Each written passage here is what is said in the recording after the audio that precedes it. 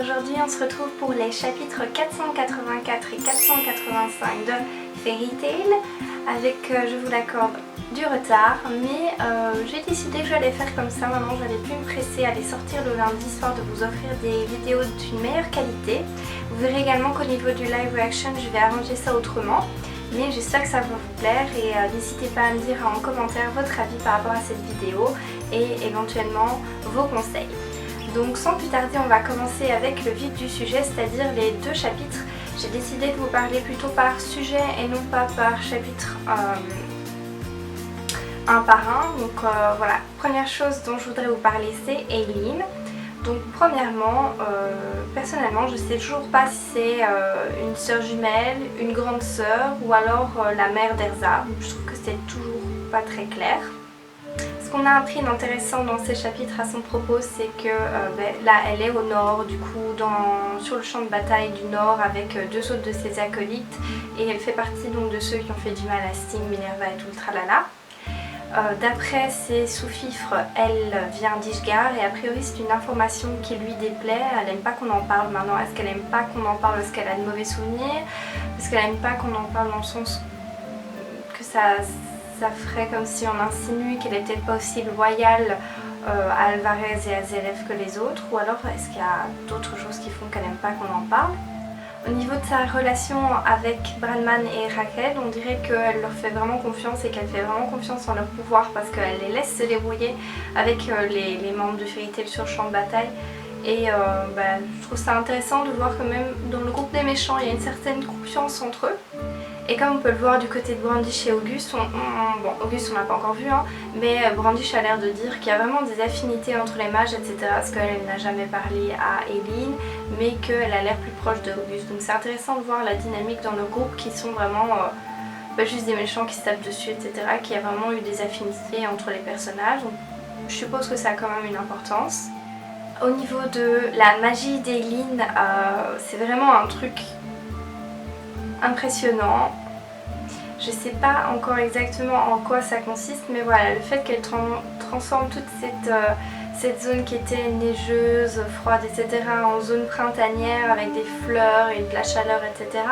Je me dis peut-être qu'elle a une magie par rapport aux saisons ou par rapport à une certaine forme d'illusion qui a l'air très très réelle.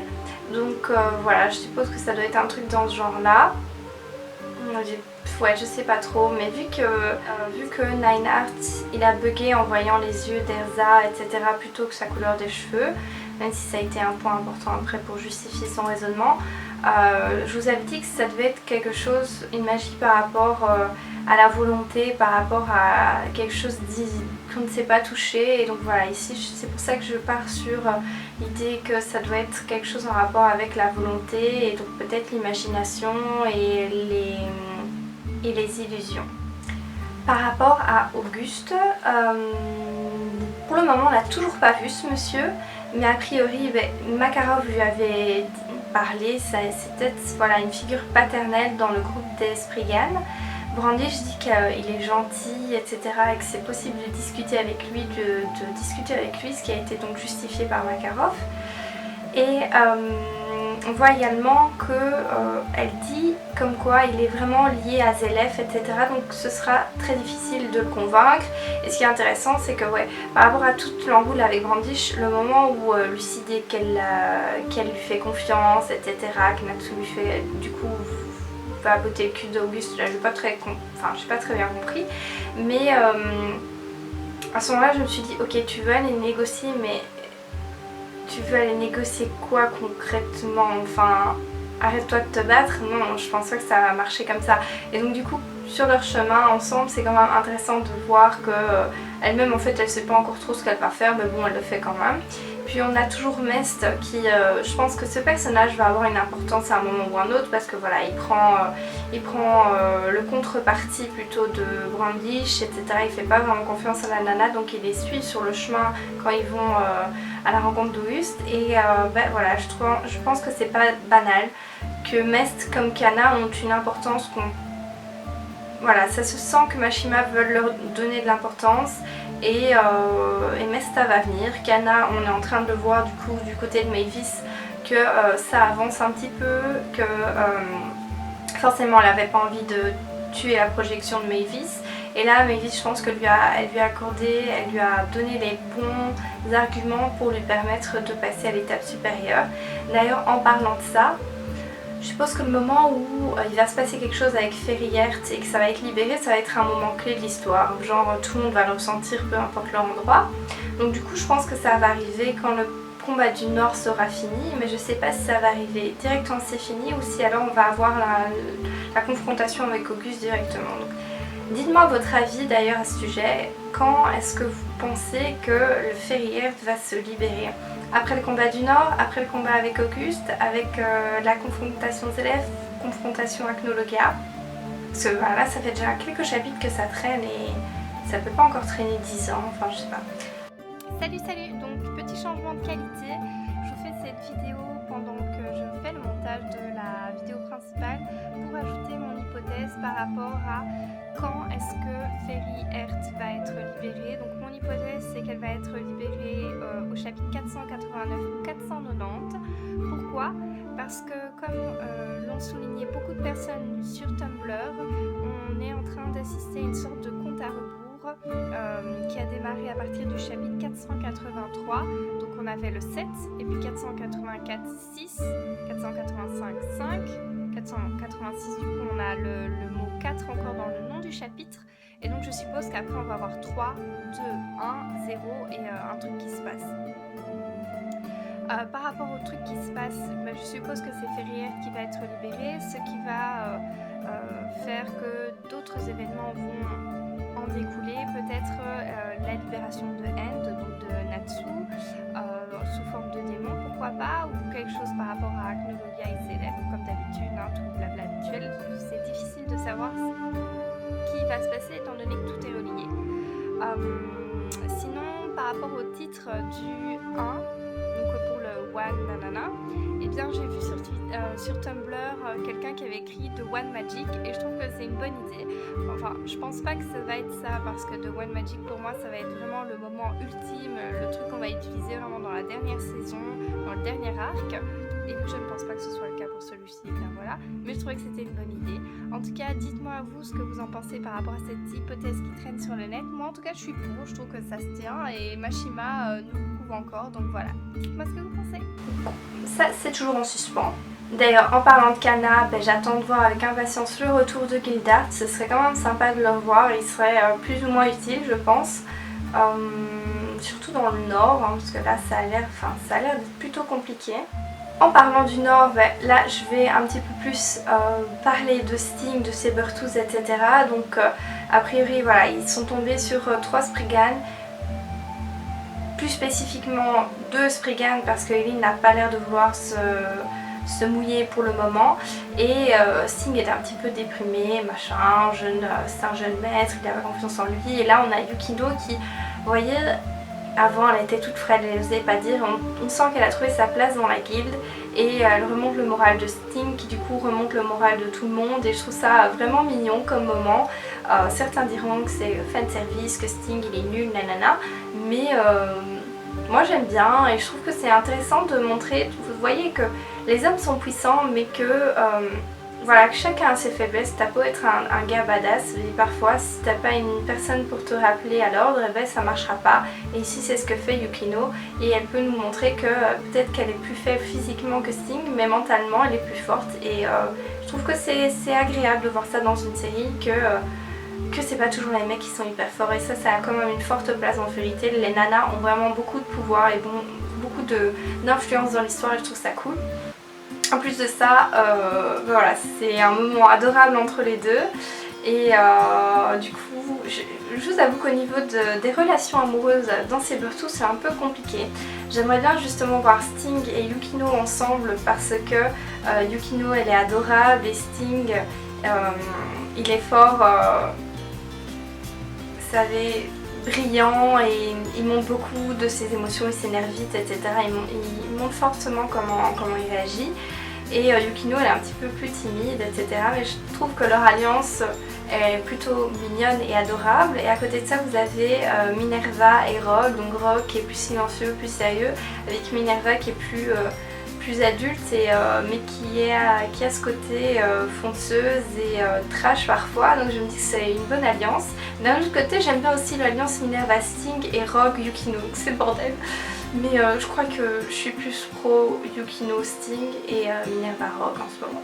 Enfin, voilà, bref, c'était le petit moment shipping. Du coup pour rester dans le nord, là maintenant je vais vous parler de Gajeel et de toute la petite Smala. Donc Gajeel, je trouve qu'il a fait un chemin énorme depuis le moment où on l'a vu pour la première fois dans le manga. Il est vraiment tout positif, tout cheerful et tu sens qu'il est à fond dans Fairy Tail, qu'il est hyper loyal et qu'il a trouvé ce qui lui manquait dans la vie. Et je trouve que voilà, ce Gajeel là est vraiment super chouette. Et j'ai l'impression que c'est quand même une sorte de caractéristique des Dragon Slayer d'être aussi à fond dans ce qu'ils entreprennent. Enfin non, c'est une caractéristique de tous les personnages dans ce manga en fait. Mais ils sont vraiment adorables et le fait que Gajeel ait pris un petit peu la tête du petit groupe, je trouve ça sympathique. Et surtout à la fin du chapitre 485, sa phrase comme quoi ce type a ramené en lui le pire de ses souvenirs, etc. Je trouve ça vraiment significatif et très touchant parce que ça veut dire qu'il regrette vraiment énormément et limite qu'il se déteste pour ce qu'il a fait, à Levi, à Fairy Tail.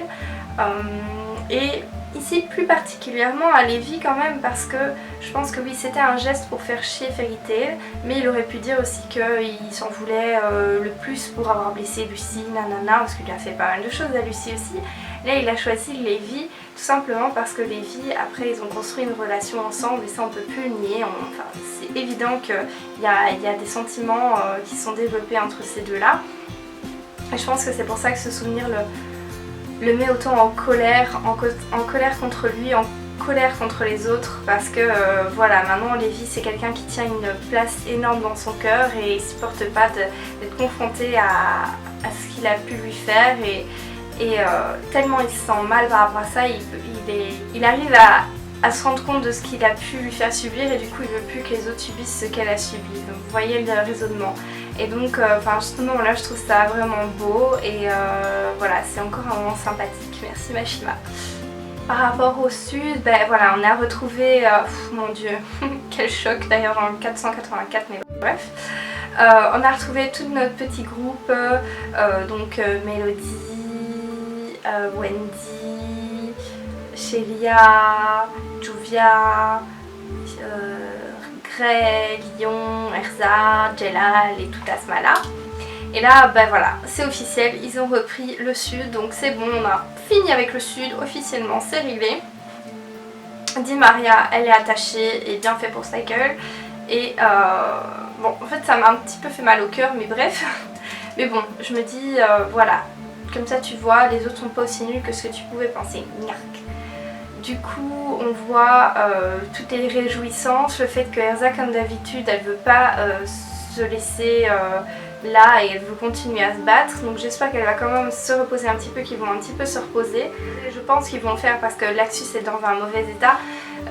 Wendy a besoin de repos, de recouvrer ses forces pour utiliser sa magie. Erza a totalement défoncé. Donc je pense qu'ils vont quand même se reposer avant de rebouger. Après je sais pas s'ils vont retourner vers la guilde et que c'est là où on va avoir la bataille finale, ou s'ils vont se retrouver au nord, parce que malgré tout j'attends une confrontation Eileen et Erza. Enfin c'est pas possible qu'elles se rencontrent pas, c'est un truc de fou. Et d'ailleurs j'attends également que Yukino et Sorano se rencontrent un de ces quatre, peut-être qu'elles l'ont déjà fait, mais j'aimerais bien qu'on ait un truc à ce sujet là, mais bref. Et donc du coup ouais, ça pourrait coïncider au moment où Erza et du coup Jelal et tous les crimes sorcières vont aider dans le nord et du coup il y aurait cette confrontation Eileen-Erza et peut-être que Yukino et Sorano se discuteraient et se verraient et ce serait mignon. Au niveau du sud également, qu'est-ce qu'on a à dire? J'aurais ce moment... Il me semble que de toute façon Erza ne l'avait pas vu.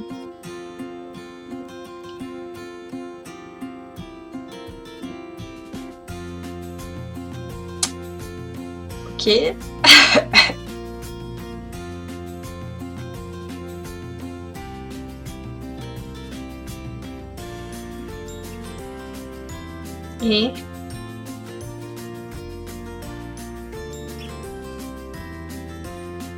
ok, je vais effacer ça de ma mémoire. Au secours. Mais Kagura, mais pourquoi? Mais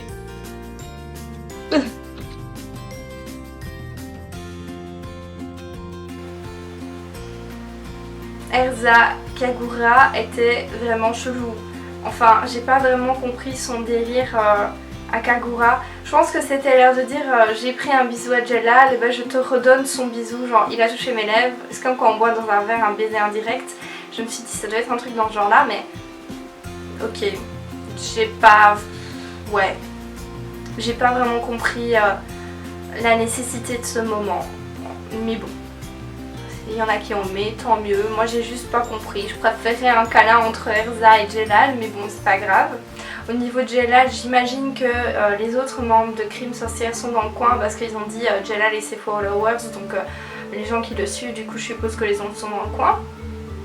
Et après je pense que c'est fini pour le sud, voilà, je suppose que vont rejoindre soit la guilde, soit repartir dans le nord après s'être reposé un petit peu, ça peut être sympa. Sinon par rapport à la suite et surtout au chapitre 486 nommé le quatrième je sais plus quoi, ouais, eh bien le truc logique serait qu'il y aurait une quatrième personne qui va arriver du côté des Springan dans le nord vu qu'ils sont 3 actuellement, mais je vois pas qui pourrait se pointer là. Et parfois, j'ai l'impression que Mashima fait exprès de nous mettre des termes qui pourraient nous perturber et qu'au final il attaque sur un tout à fait autre plan que celui qu'on s'attendait. Du coup, j'ai vraiment peur. Mais par rapport à la suite, voilà. Je pense que les combats sur lesquels on va se focaliser pour le moment, ça va être les combats au nord. Et une fois que ceux-ci vont être finis, on va s'attaquer donc à Mavis, tout en pensant que Acnologia doit toujours se planquer quelque part. Mais ça, plus le temps passe, plus je me dis que à un moment donné, toute la guilde va se retrouver à Fairy Tail, à Magnolia, près de Fairyheart. Et qu'à ce moment-là, on va avoir Zelef, qu'on va avoir un truc avec lui, et que peut-être que on va réussir à le raisonner ou un truc comme ça, et puis bam, il va y avoir Acnologia, et que le vrai vilain à battre, ça va être Acnologia. Mais c'est encore assez flou, je vois pas trop comment on pourrait raisonner Zelef, peut-être juste régler l'histoire entre lui et Mavis et qu'ils soient tous les deux libérés de la malédiction et que de ce fait ils meurent entre guillemets ou ils disparaissent ou deviennent normaux.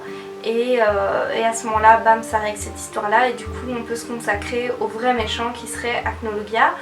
Mais à ce moment-là, ce serait la fin de la série. Et du coup, c'est bizarre parce que il me semble que c'est pas officiel que cet arc c'est le dernier. Donc du coup, je suppose qu'ici on va régler le cas de Zelef, on va peut-être avoir un truc avec Acnologia et que ça va nous relancer dans la nouvelle... dans le nouvel arc qui serait à ce moment-là vraiment détruire Acnologia. Mais voilà, en gros, j'imagine que la fin de cet arc-ci, ça va être une attaque, enfin le combat au nord, Mavis et Auguste. Et puis on va se concentrer sur Zelef. On va régler le cas de Zelef. Je ne sais pas si on va le tuer, si on va le libérer de sa malédiction et libérer Mavis par la même occasion, que ce sera une sorte de happy end pour eux parce qu'ils pourront enfin reposer en paix. En même temps, on va forcément en apprendre plus sur les histoires de Natsu et de Lucie et peut-être on va voir une apparition d'Acnologia. On va avoir l'apparition d'Acnologia, mais je ne pense pas que ce sera la bataille finale avec Acnologia. Je pense que ça va être réservé à un autre arc parce que dans le fond, bah, celui-ci c'est pas le dernier arc. Il n'y a rien d'officiel qui a été dit à ce sujet, donc c'est pas le dernier arc. On a encore du boulot. On a encore Lucie qui doit retrouver la clé d'Aquarius. On a encore pas mal de choses à faire, donc vraiment je pense que l'histoire de Zelef va être réglée et qu'on va avoir des indices par rapport à comment tuer Acnologia et que l'arc qui suit va être consacré à ça en fait et que du coup probablement les guildes dont Fairy Tail vont devoir voyager pour trouver vous savez, comme avec Voldemort, des sortes d'objets, des sortes de trucs qui vont faire que Acnologia va s'affaiblir et donc du coup qui vont pouvoir le battre quand il sera sous sa forme humaine. Ou alors pourquoi pas qu'il y ait toute une phase de retour dans le temps avec l'éclipse et que, je sais pas, qu'ils doivent retourner dans le passé peut-être pour éviter que Acnologia puisse tuer des dragons et du coup éviter qu'il puisse acquérir sa force actuelle et pouvoir donc le vaincre dans le futur. On peut partir dans un truc comme ça aussi parce que l'éclipse revient quand même souvent sur le tapis, donc ce serait intéressant. Bref, dites-moi vous ce que vous pensez par rapport à la suite, donc par rapport au chapitre 486 mais également par rapport à la suite du manga proprement dit, à quoi est-ce que vous vous attendez. Moi je serais ravie de le savoir parce que je vous avoue que j'ai des idées un petit peu embrumées mais ouais, on se rapproche comme on dit petit à petit et voilà, je suis contente que les combats se passent comme ils se passent parce que quand on regarde Bleach que c'est ultra long, j'en ai marre quoi. Donc Fairy Tail, merci d'être comme tu es. Et j'espère que cette vidéo vous a plu, je vous fais plein de bisous, je vous dis à la semaine prochaine pour le chapitre 486. N'hésitez pas à liker la vidéo et à vous abonner, moi ça me fait super plaisir et ça m'encourage toujours pour continuer. Je vous fais plein de bisous et je vous dis à la prochaine fois, bye.